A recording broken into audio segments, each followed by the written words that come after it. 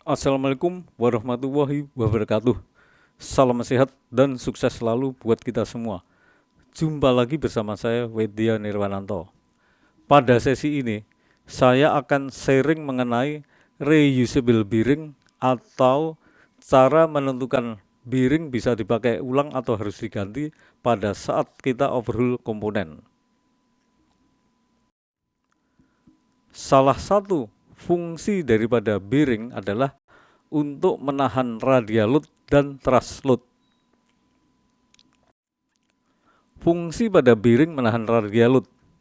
Kalau ini shaft, ini gear, dan ini bearing, maka apa yang dimaksud dengan radial load adalah beban tegak lurus 90 derajat yang diterima oleh bearing pada saat shaft dan gear berputar.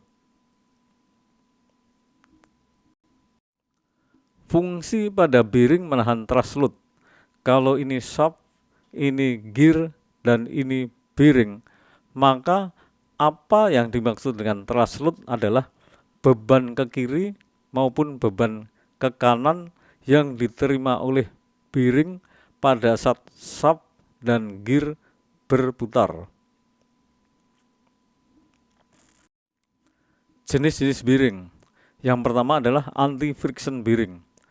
Anti-friction bearing mempunyai 3 jenis bentuk dasar bearing. Yang pertama adalah ball bearing seperti ini. Yang kedua roller bearing seperti ini. Dan yang ketiga adalah needle bearing seperti ini.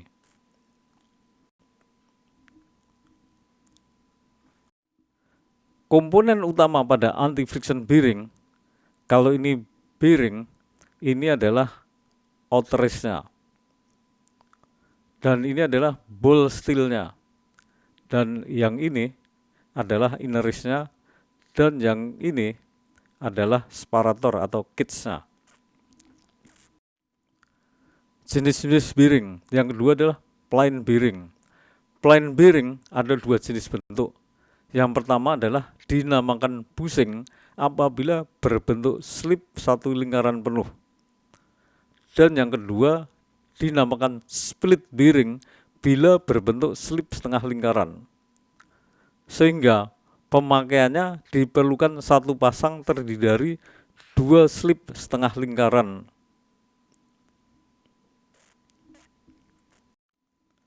Reusable bearing atau menentukan bearing masih layak dipakai atau harus diganti pada saat overhaul komponen. Kalau ini bearing dan ini outer race-nya. Kalau outer race-nya ini sudah scratch atau gores-gores seperti ini, penyebabnya adalah pelumasan oli terkontaminasi dengan partikel. Bearing ini tidak bisa dipakai ulang, harus diganti. Bila tidak diganti, umur bearing tidak lama dan akan mengalami kerusakan. Reusable bearing atau menentukan bearing masih layak dipakai atau harus diganti pada saat overhaul komponen. Kalau outer race bagian tengah ini sudah mulai menghitam dikarenakan hardening sudah terkikis, faktor penyebabnya adalah karena umur pakai bearing. Maka bearing ini tidak bisa dipakai ulang, harus diganti. Bila tidak diganti, maka umur pakai bearing tidak lama dan akan mengalami kerusakan. Reusable bearing atau menentukan bearing masih layak pakai atau harus diganti pada saat overhaul komponen. Kalau ini ball steel warnanya sudah buram, tidak mengkilat, menandakan hardeningnya sudah mulai terkikis. Ini akibat lifetime atau umur pakai bearing. Sehingga bearing seperti ini tidak bisa dipakai ulang, harus diganti. Bila tidak diganti, umur pakai bearing tidak lama dan akan mengalami kerusakan. Reusable bearing atau menentukan bushing masih layak dipakai atau harus diganti pada saat overhaul komponen. Kalau ini bushing, bagian dalamnya bushing sudah mengalami baret-baret seperti ini akibat pelumasan grease terkontaminasi debu atau kotoran, maka bushing ini harus diganti. Bila busing dipakai ulang, menyebabkan pin atau sub cepat mengalami kerusakan.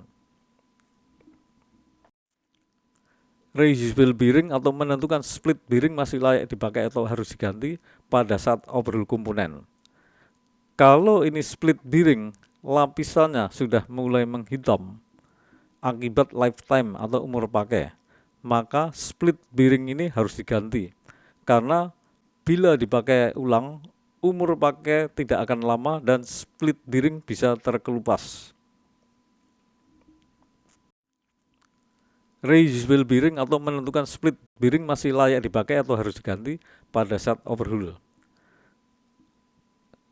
Split bearing apabila lapisan sudah mulai berubah warna menjadi kuning akibat mengalami kausan, maka split bearing ini harus diganti. Karena bila dipakai ulang, umur pakai tidak lama dan split bearing bisa terkelupas dan jam. Reusable bearing atau menentukan bearing masih layak dipakai atau harus diganti pada saat overhaul komponen. Bearing yang bisa dipakai ulang atau reusable harus memenuhi syarat sebagai berikut. Yang pertama, umur pakai bearing masih di bawah 4000 HM atau 4000 jam kerja unit. Yang kedua, ball steel harus kondisinya mulus, warna harus mengkilat, tidak ada baret-baret, tidak ada bintik-bintik kecil.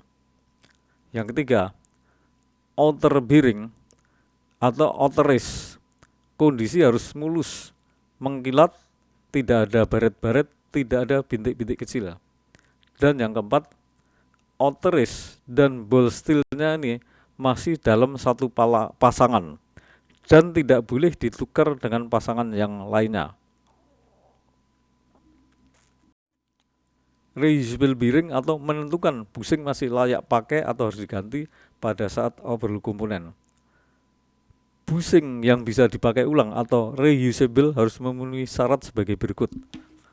Yang pertama, umur pakai busing masih di bawah 4000 HM atau 4000 jam kerja unit. Yang kedua, busing kondisi bagian dalamnya harus mulus, tidak ada baret-baret dan tidak ada bintik-bintik kecil. Yang ketiga, ukuran diameter, inner diameter busing masih dalam toleransi standarnya. Reusable bearing atau menentukan split bearing masih layak dipakai atau harus diganti pada saat overhaul komponen. Split bearing yang bisa dipakai ulang atau reusable harus memenuhi syarat sebagai berikut. Yang pertama, umur pakai split bearing masih di bawah 3000 HM atau di bawah 3000 jam kerja unit. Yang kedua, permukaan split bearing kondisi harus mulus, tidak ada baret-baret, tidak ada bintik-bintik kecil, dan tidak ada perubahan warna pada permukaannya. Yang ketiga, split bearing harus dalam satu pasangan yang sama, tidak boleh ditukar-tukar pasangannya. Dan split bearing dipasang pada posisi yang sama, misalkan pada posisi connected root yang sama nomornya. Demikianlah penyampaian ini, semoga berguna bagi teman-teman sekalian semua. Dan apabila teman-teman merasa berguna, tolong subscribe, like maupun komennya. Sebelum saya akhiri, saya ucapkan terima kasih. Sampai jumpa pada sesi-sesi berikutnya dan assalamualaikum warahmatullahi wabarakatuh.